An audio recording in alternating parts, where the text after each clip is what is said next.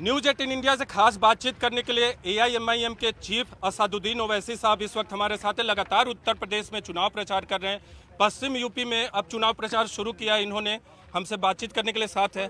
आपको बार बार ओवैसी साहब विपक्ष की पार्टियां कह रहे हैं कि आप बीजेपी की बी टीम है, ऐसा है? आपने नहीं देखा कि ममता बनर्जी कांग्रेस के बारे में क्या कह रही है, लालू प्रसाद यादव कांग्रेस के बारे में क्या कह रही है और कांग्रेस इनके बारे में क्या कह रही है। तो हम खुद ये देख रहे हैं कि जब हम मुसलमानों की पॉलिटिकल लीडरशिप की बात करते थे और करते हैं और करते रहेंगे, तो ये सब लोग हम पर उंगलियां उठाते थे। अभी एक दूसरे को गाली दे रहे हैं। क्यों दे रहे हैं गाली? क्यों आरजेडी और कांग्रेस एक दूसरे के खिलाफ लड़ रही हैं? क्यों टीएमसी गोवा में इलेक्शन लड़ रही है? जब ये सवाल नहीं करेंगे। और सबसे अहम बात यह है कि 2014, 2017, 2019 ये तीन चुनाव में तो उत्तर प्रदेश में हार गए ना। समाजवादी पार्टी सत्ता में थी, हार गई 14 में। 17 में मिलकर कांग्रेस से अलायंस किया, पिट गए आप। 19 में बीएसपी और सपा मिलकर लड़े, तब भी बीजेपी जीत गई, हम तो थे ही भी नहीं। पूरे लोकसभा के चुनाव में बीजेपी 300 जीतती, हम सिर्फ 3 सीट पर लड़ते हैं।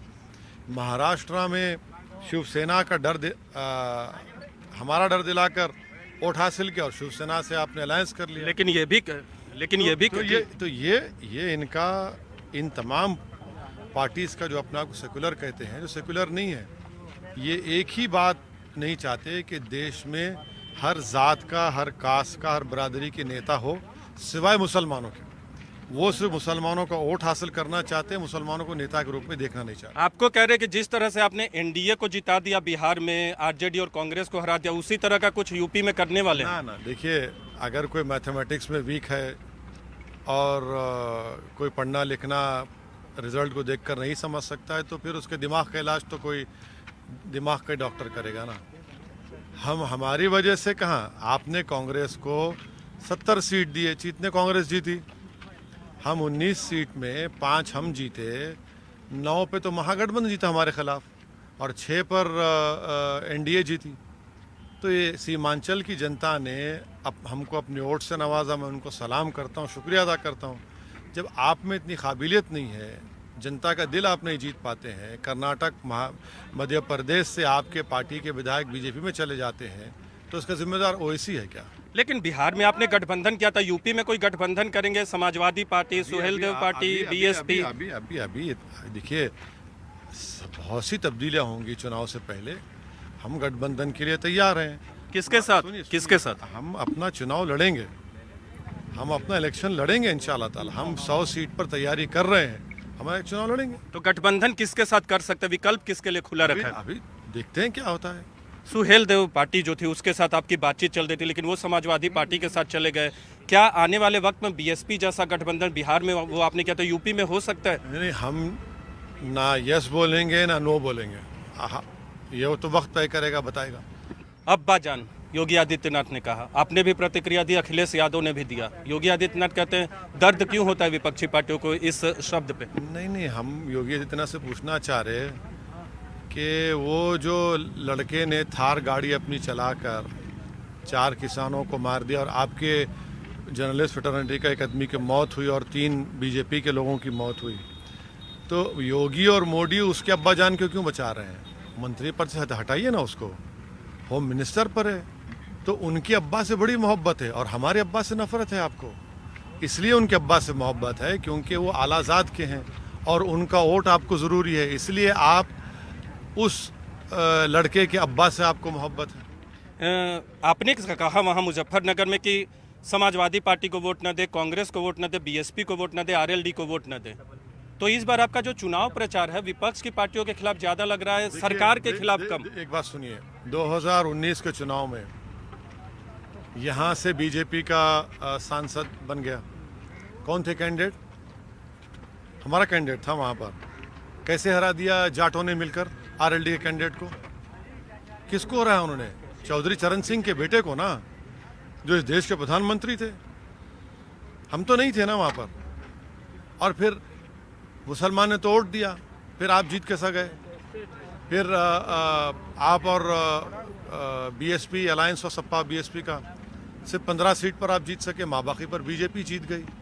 और तीसरी बात ये, मुजफ्फरनगर के जो कांड हुआ उसकी हकीकत है ना, अखिलेश यादव की सरकार थी, वो कांड को, फसाद को, राइट को रोक नहीं पाए, जेनोसाइड था। आपने कहा, सुनिए, जब मुजफ्फरनगर के मुसलमान कैंपों में अपनी ज़िंदगी गुजार रहे थे, 40,000 50,000 करीब, सफाई में तो आप मुंबई से फिल्म स्टार को बुलाकर नाच गाना कर रहे थे। तो योगी आदित्य और उनके पूरे टेंट को आपने निकलवा दिया, आपने केसेस को नहीं चला। योगी आदित्यनाथ की सरकार ने उन आरोपियों पर से केस को वापस ले। योगी आदित्यनाथ कहते हैं उनके कार्यकाल में कोई दंगा नहीं हुआ।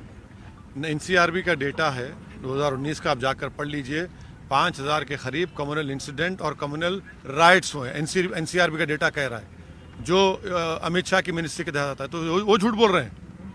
पाकिस्तान पे आप हमलावर थे, मोहम्मद शमी को लेकर बहुत सियासत हुई, आरोप प्रत्यारोप का दौर चला, तो आप क्रिकेट में भी इस तरह से धार्मिक टकराव होगा? नहीं, हमने कहा मोहम्मद शमी को, क्यों ऐसा हुआ? नहीं, हमने कहा ये तमाम वही लोग कहते हैं जो मुसलमानों से नफरत करते हैं, उन्हीं ने तो शामी को जिम्मेदार करार दिया।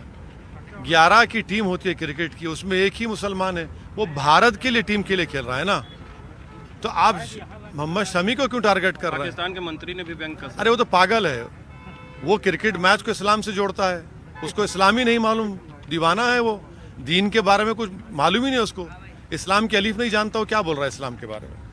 वैसे साहब आप बहुत हमलावर थे, अभी आपके स्पीच को भी सुना, लंबा दिया और तमाम मसलों पे आपने अपनी बात रखी।